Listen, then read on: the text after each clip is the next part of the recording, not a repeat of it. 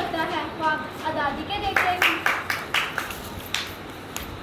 Honorable Principal, respected teachers and my students.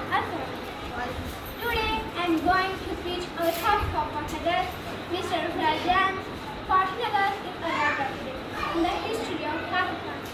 Today we are celebrating our Independence Day. The Muslims of continent have struggled very hard in order to attain a sacred homeland, so that they may live their life according to Islam.